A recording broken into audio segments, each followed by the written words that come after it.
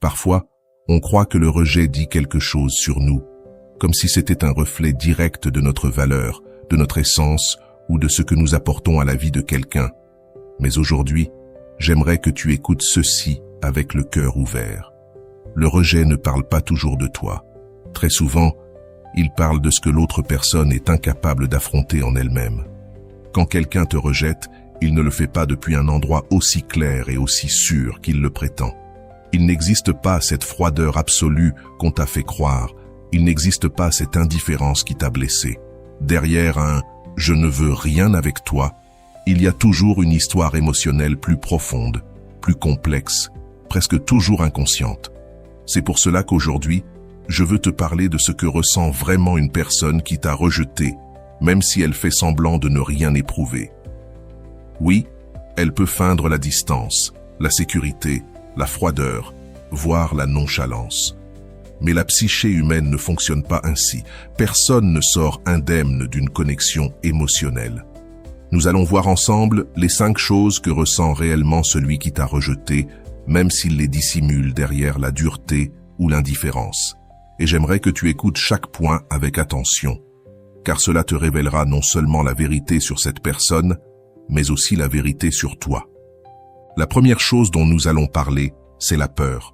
Beaucoup imaginent que celui qui te rejette agit depuis une position de pouvoir, comme si la personne qui dit « je ne veux rien avec toi » était celle qui contrôle tout, celle qui sait exactement ce qu'elle fait, fermement décidée et émotionnellement stable. Mais, dans la profondeur de la psyché humaine que Jung étudiait avec tant de précision, on trouve quelque chose de très différent. Si ce message résonne en toi, si tu sens que c'est exactement ce que tu avais besoin d'entendre aujourd'hui, abonne-toi et laisse un like. Non pas seulement pour aider cette vidéo à toucher plus de monde, mais pour t'engager envers toi-même, pour reprendre le contrôle de ta vie. Dans un grand nombre de cas, le rejet naît de la peur. Une peur ancienne, apprise, enfouie dans l'ombre. Une peur que la personne elle-même ne sait pas nommer. Ce n'est pas une peur de toi, c'est une peur de ce que tu réveilles en elle. Peur du lien, peur de la vulnérabilité, peur d'être vue réellement. Car certaines personnes, dès qu'elles ressentent une connexion authentique, au lieu d'avancer, reculent. Au lieu de s'ouvrir, elles se ferment. Au lieu de s'abandonner, elles fuient. Et pas parce que tu ne comptes pas, mais parce que tu comptes trop. Comme si te laisser approcher les obligeait à confronter des parties d'elles-mêmes qu'elles ont gardées sous clé durant des années, des blessures non résolues, des insécurités profondes, des peurs qu'elles croyaient enterrées. C'est pour cela que, juste au moment où tout commençait à devenir plus vrai, juste au moment où tu montrais ta lumière sans filtre, elles ont senti que tu les percevais trop clairement, pas avec les yeux, mais avec l'âme. Et cette vision, tout le monde ne peut pas la supporter, parce qu'elle désarme, parce qu'elle expose, parce qu'elle confronte à la vérité intérieure. Alors ce qui arrive ensuite est presque prévisible. Elles reculent, se montrent froides, sûres d'elles, te disent que c'est mieux ainsi, et s'éloignent comme si rien ne leur pesait. Mais derrière ce masque de sécurité, il y a un esprit tremblant qui tente de se protéger d'un sentiment trop vaste pour lui. Est-ce que tu as déjà vécu ça? Ce moment où une personne se durcit juste au moment où elle devenait plus douce avec toi. Ce moment où elle t'a rejeté quand tu touchais enfin quelque chose de profond en elle. Ce n'était pas une coïncidence. C'était la peur. Et cette peur reste là, même si elle la cache sous l'apparence de l'indifférence. Elle demeure silencieuse, car ta présence révélait sa fragilité. Et j'aimerais que tu retiennes ceci.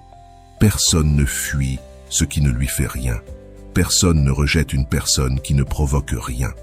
On fuit seulement ce qui remue, ce qui active des émotions intenses. Et peut-être qu'à présent, tout commence à prendre sens. Cette froideur soudaine, cette distance inexplicable, ce silence qui t'a déstabilisé, ce n'était probablement pas un rejet de toi, mais un rejet de ce que la personne a ressenti lorsque tu t'es approché trop près du centre de son ombre. Mais c'est précisément là qu'un sentiment encore plus profond commence à apparaître, la culpabilité. Lorsque quelqu'un rejette par peur, il crée un vide émotionnel et énergétique qu'il finit tôt ou tard par ressentir comme une perte. Personne ne peut rompre un lien authentique sans que quelque chose ne se brise en lui. Mais ce vide ne se manifeste pas tout de suite. Avant cela, une autre émotion apparaît, la culpabilité. Peut-être que celui qui t'a rejeté t'a dit que c'était mieux ainsi, que tu méritais autre chose, qu'il ne voulait rien. Mais dans son esprit, un écho commence à résonner. Cet écho, c'est la culpabilité. La culpabilité de ne pas avoir osé ressentir, de ne pas s'être permis de recevoir ce que tu offrais, de ne pas avoir été honnête avec lui-même. Cette culpabilité ne disparaît pas rapidement. Elle se glisse dans de petites fissures, inconfort, irritabilité, nervosité quand on mentionne ton nom, silence étrange lorsqu'il passe près de lieux où vous étiez ensemble. C'est comme si la peur qui l'avait fait fuir se transformait en une sensation difficile à ignorer, celle d'avoir agi contre sa propre vérité émotionnelle. La culpabilité est une émotion silencieuse, mais persistante. Elle ne crie pas, elle ne laisse pas de traces évidentes. Elle revient comme un murmure intérieur, et quand quelqu'un te rejette par peur, cette culpabilité finit presque toujours par naître. Elle se manifeste sous forme d'irritation, de fatigue, de frustration, de stress ou même d'indifférence apparente. Mais si tu observes plus profondément, comme Jung l'aurait fait, lui qui disait que la psyché ne ment jamais, tu verras qu'il s'agit d'un sentiment de dette intérieure. Un sentiment d'avoir fui quelque chose de vrai, d'avoir blessé quelqu'un qui a donné plus que ce qu'ils étaient prêts à recevoir. Et lorsque tu vois cette personne agir de façon étrange devant toi, un regard fuyant, un silence maladroit, un ton de voix soudain différent, ce n'est pas de l'indifférence, c'est de la culpabilité. La culpabilité d'avoir blessé, d'avoir fui, d'avoir manqué de courage. La culpabilité d'avoir été incapable d'être à la hauteur de la connexion que tu offrais. Parce que quand quelqu'un fuit par peur, il ne te rejette pas parce que tu n'as pas de valeur. Il te rejette parce que, en s'approchant de toi, il s'est vu lui-même et il n'a pas aimé ce qu'il a vu. Et c'est cette confrontation intérieure qui crée une tension si grande que la culpabilité devient une ombre émotionnelle qui le suit, peu importe à quelle vitesse il tente de s'en éloigner. On oublie souvent que l'inconscient humain ne pardonne pas si facilement les incohérences. Il les garde, les rumine, les transforme en sentiments persistants qui ressurgissent dans les moments les plus inattendus. C'est pour cela que, même si cette personne semble ferme, froide ou distante, à l'intérieur il existe un immense conflit entre ce qu'elle ressent vraiment et ce qu'elle a décidé de faire. Et ce conflit crée une fracture interne qui se manifeste d'abord comme de la culpabilité. Une culpabilité qu'ils ne verbaliseront jamais, car l'admettre reviendrait à reconnaître qu'ils se sont trompés, qu'ils ont choisi la facilité plutôt que la sincérité, qu'ils ont agi depuis la peur et non depuis l'honnêteté émotionnelle. Et tout le monde n'est pas prêt à regarder cela en face. Ce qui est fascinant, c'est la manière dont cette culpabilité apparaît dans leur comportement quotidien. Peut-être les remarques-tu en train d'éviter certains endroits où ils pourraient te croiser, non pas parce qu'ils ne veulent pas te voir, mais parce que ton visage leur rappellerait qu'ils ont failli. Peut-être se crispe-t-il lorsque quelqu'un mentionne ton nom. Peut-être commence-t-il à se justifier devant les autres alors que personne ne leur a demandé quoi que ce soit, comme s'ils essayèrent de se convaincre eux-mêmes que ce qu'ils ont fait était la bonne décision. La culpabilité fonctionne ainsi. Elle pousse la personne à justifier ce qu'au fond d'elle-même, elle sait qu'elle n'a pas bien fait, non pas envers toi, mais envers elle-même. Et voici quelque chose que tu dois comprendre profondément. La culpabilité n'apparaît jamais pour quelqu'un qui ne signifiait rien. Il n'existe pas de culpabilité sans lien, pas de culpabilité sans connexion, pas de culpabilité sans impact émotionnel. Si cette personne ne ressentait absolument rien, il n'y aurait pas de conflit interne, pas d'écho. Mais la vérité, c'est que la culpabilité n'est que le début d'un processus plus profond. Après la culpabilité vient une émotion encore plus intense, la nostalgie. Car lorsque la personne commence enfin à reconnaître intérieurement qu'elle a agi depuis un endroit blessé, la sensation de perte apparaît. C'est important de le dire. La culpabilité ouvre la porte à la nostalgie. Et c'est là que tout commence à changer, car tu vas comprendre comment quelqu'un qui semblait tellement sûr de lui, tellement stable, tellement indifférent après t'avoir rejeté, commence à ressentir l'un des sentiments les plus inattendus. Tu lui manques. Oui, exactement. La culpabilité ne reste jamais seule. Lorsqu'elle mûrit, lorsqu'elle se calme, lorsqu'elle laisse place au ressenti, ce qui surgit, c'est la nostalgie.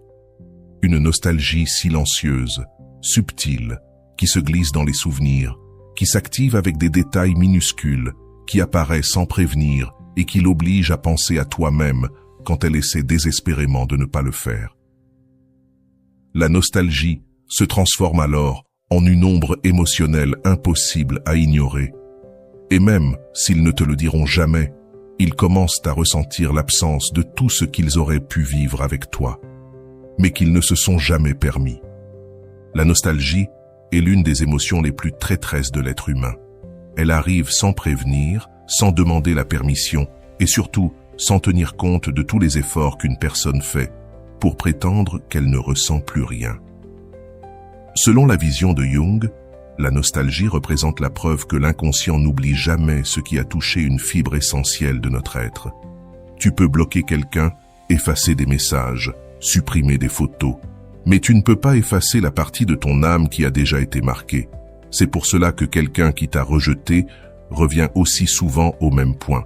Il commence à ressentir non seulement ce qu'il a vécu avec toi, mais aussi ce qu'il n'a jamais vécu, ce qui aurait pu être. L'esprit humain est paradoxal, il idéalise ce qu'il a laissé partir. Et lorsque la personne réalise que tu comptais bien plus qu'elle ne l'a admis, la nostalgie devient un miroir cruel, qui lui montre non pas seulement ce qu'elle a perdu, mais surtout ce qu'elle ne s'est pas autorisée à vivre. Cette nostalgie n'apparaît jamais dans des moments logiques.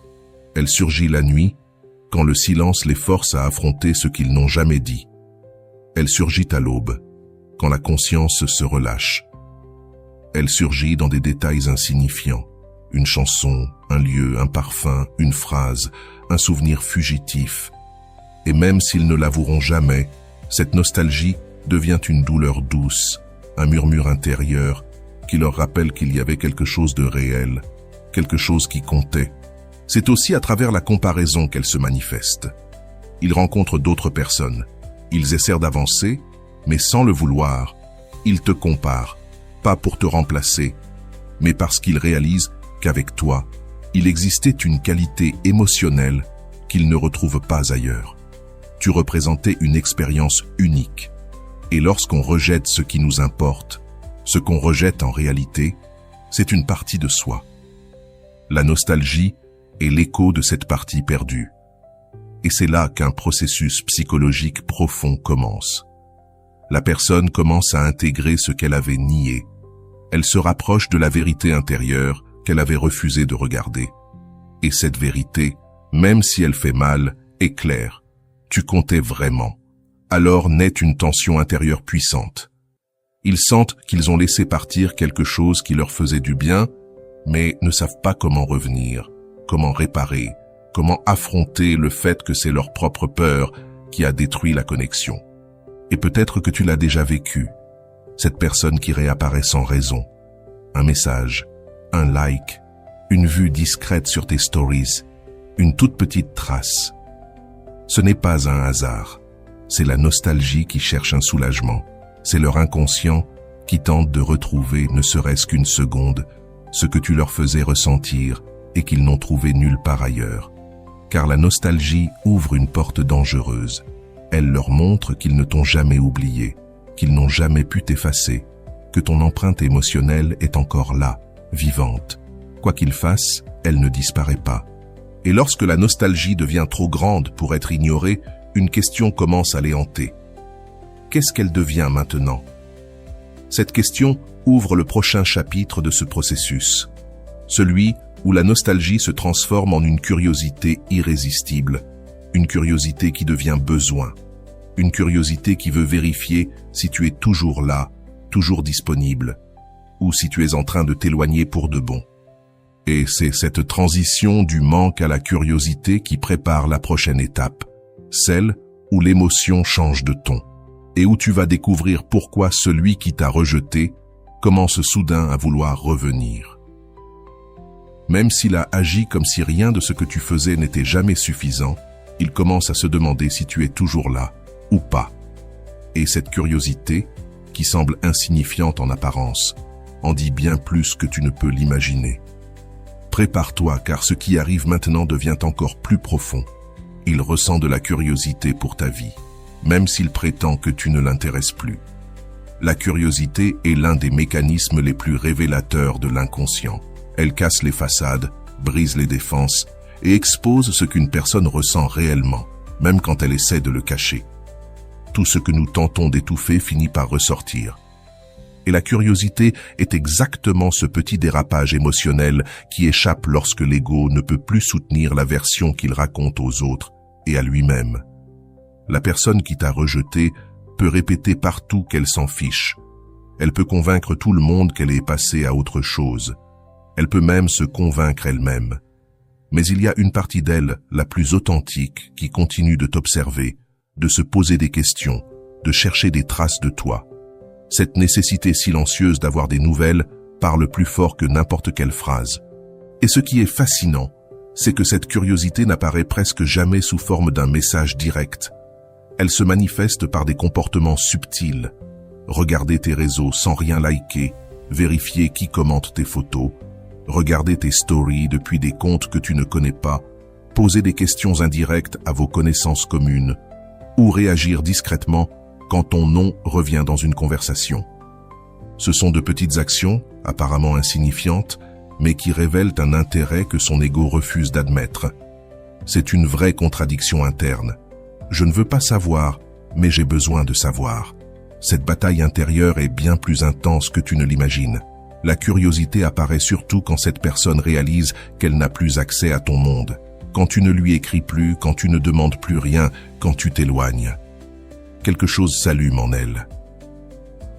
Pendant longtemps, elle pensait que ta présence était acquise, constante, garantie. Mais quand elle ressent ton silence et que ton énergie se retire, son esprit commence à s'agiter. Que fait-il, elle, maintenant? Avec qui? Y a-t-il quelqu'un d'autre? Cette agitation n'est pas un hasard, c'est la preuve que tu as commencé à avancer, et là, un phénomène puissant se déclenche. Plus tu progresses, plus sa curiosité augmente. Pas parce qu'il veut que tu sois malheureux, mais parce que son inconscient veut vérifier qu'il a encore de l'importance dans ton histoire. Il veut savoir s'il influence encore tes émotions, s'il a encore un impact, si tu es toujours lié à lui. C'est un mécanisme d'auto-affirmation typique de ceux qui n'ont pas soigné leurs blessures émotionnelles. Sentir qu'ils comptent encore leur donne une illusion de contrôle ou de sécurité qu'ils n'ont jamais su assumer quand ils étaient avec toi. Mais cette curiosité a aussi une racine plus profonde. Elle naît du conflit intérieur dont nous avons parlé précédemment. La nostalgie ouvre la porte à l'inconfort, et l'inconfort cherche des réponses. Alors, la personne se met à se remémorer des gestes, des détails, des instants. Et comme elle ne sait pas quoi faire de tout ça, son esprit cherche des informations pour calmer le doute, mais ce doute ne se calme jamais. Au contraire, il s'intensifie lorsqu'elle découvre que tu n'es plus là où elle t'avait laissé. Tu avances, tu guéris, tu changes, tu ouvres de nouvelles portes. Et c'est à ce moment-là que la curiosité se transforme en inquiétude. Une inquiétude qui déclenche la question la plus redoutée. Et si je suis réellement en train de la perdre? Cette question est dévastatrice pour quelqu'un qui t'a rejeté par peur, car même si s'éloigner lui semblait facile au début, observer ton évolution à distance s'avère beaucoup plus difficile. La curiosité cesse alors d'être un simple intérêt. Elle se change en anxiété émotionnelle. Une anxiété liée à l'idée de ne plus faire partie de ton monde, à l'idée que tu ne penses peut-être plus à lui, à l'idée qu'il a perdu sa place dans ton cœur. Et même si tu ne le remarques pas toujours, cette anxiété trahit la personne par de minuscules détails. Apparaître sur tes réseaux les jours où tu es rayonnant, revoir ton profil après une publication profonde, espionner pour savoir si quelqu'un de nouveau est entré dans ta vie. Parfois même, elle réouvre d'anciennes conversations. Non pas pour t'écrire, mais pour ressentir une dernière fois ce lien qu'elle a rejeté, un geste minuscule mais chargé de nostalgie. La curiosité est une preuve évidente qu'un lien émotionnel existe encore, même si tout est nié en surface. Et voici le plus intéressant. Cette curiosité n'est pas seulement émotionnelle, elle est aussi psychologique. Quand quelqu'un réalise qu'il perd le contrôle sur la situation, l'ego entre en crise. Et cette crise, justement, te conduit au point suivant, la perception brutale qu'il n'a plus de contrôle sur toi. Dans le prochain segment, tu vas découvrir ce qui se passe à l'intérieur de quelqu'un qui comprend soudain que tu n'orbitas plus autour de lui, que ta vie avance, avec ou sans lui. Et cette prise de conscience peut provoquer un véritable séisme émotionnel, même chez ceux qui prétendent ne rien ressentir. Parce qu'au fond, ils mènent une lutte interne entre ce qu'ils veulent et ce qu'ils pensent être censés ressentir. Tu crois peut-être que cette personne est totalement convaincue de sa décision, mais ce n'est presque jamais aussi clair qu'elle veut te le faire croire. Beaucoup disent « Je ne veux rien, ça ne m'intéresse pas, tu n'es pas pour moi ». Pourtant, à l'intérieur, ils vivent un conflit silencieux qui les épuise bien plus que tu ne l'imagines. Cette tension interne, cette fracture entre désir et croyance est exactement ce que Jung observait constamment. L'être humain agit rarement depuis un seul endroit intérieur. Il est presque toujours divisé entre ce qu'il désire profondément et ce qu'il craint de perdre. Lorsque quelqu'un te rejette, il peut très bien y avoir une partie authentique de lui qui veut s'approcher de toi, s'ouvrir, tenter quelque chose avec toi. Mais une autre partie plus ancienne, blessée, conditionnée, lui murmure que non, que c'est dangereux, qu'il pourrait souffrir, que tu es trop, qu'il ne mérite pas cela, ou qu'il vaut mieux rester dans ce qu'il connaît, même si c'est malheureux. Et c'est là toute la tragédie. Tu ne fais pas face à une seule personne, mais à toutes les couches intérieures qui coexistent en elle. Tu as peut-être déjà senti que cette personne se comportait d'une manière avec toi, dans l'intimité, mais complètement différemment dans sa vie quotidienne, comme s'il existait deux versions d'elle-même, l'une qui se permettait de ressentir et l'autre qui se punissait de ressentir. Cette contradiction est beaucoup plus fréquente que tu ne le crois. Beaucoup ressentent un véritable élan vers toi, mais cet élan se heurte à des croyances enracinées depuis des années, des idées comme « je ne suis pas assez »,« si je m'approche, on va m'abandonner ». L'amour finit toujours mal. Mieux vaut ne pas s'attacher. Ce ne sont pas des phrases qu'ils disent à voix haute, mais elles agissent comme des barrières invisibles qui bloquent toute tentative d'aller vers une connexion authentique. Quand cette personne t'a rejeté, peut-être qu'elle ne rejetait pas ce qu'elle ressentait pour toi. Peut-être qu'elle rejetait ce qu'elle croyait que ce sentiment allait lui demander. Prendre en charge son monde émotionnel, affronter ses traumatismes, arrêter de fuir. Tu es devenu un miroir trop clair, trop honnête, et quand quelqu'un n'est pas prêt à se regarder, il préfère briser le miroir plutôt qu'affronter son propre reflet. Voilà pourquoi ils semblent si convaincus lorsqu'ils affirment ne rien ressentir. Ce ne sont pas tes émotions qu'ils répriment, ce sont les leurs. Et cela fatigue, cela fait mal. Ça ne disparaît pas simplement parce qu'on essaie de l'ignorer. Au contraire, plus ils tentent de faire taire ce qu'ils ressentent, plus la contradiction intérieure s'intensifie. Cette lutte interne explique aussi leur comportement contradictoire. Un jour, ils te cherchent. Le lendemain, ils t'ignorent. Un jour, ils montrent de l'intérêt.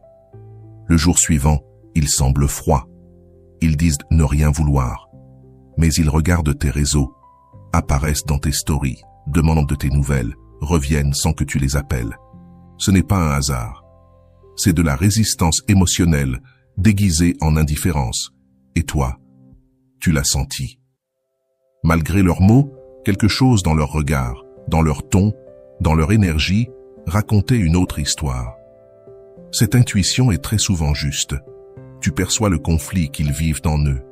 Il y a quelque chose d'encore plus profond. Lorsque quelqu'un te rejette pour se protéger, il ne choisit pas le bonheur. Il choisit la peur. Et quand la peur dirige, le désir se retrouve enfoui sous des couches de déni.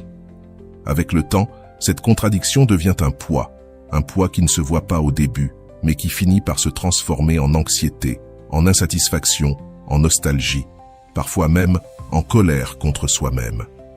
car il est difficile de vivre en sachant qu'on a peut-être laissé partir quelque chose qu'on voulait vraiment, quelque chose qui nous avait touchés, quelque chose qui nous avait profondément émus. Si tu ressens que tout cela résonne avec ton histoire et que tu veux continuer à grandir, comprendre ton esprit et guérir les blessures qui font encore mal, alors la suite est pour toi. Je t'invite à poursuivre ton chemin.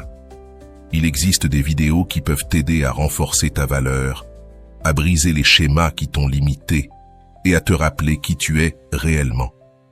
Choisis l'une des vidéos que tu vois ici et avance.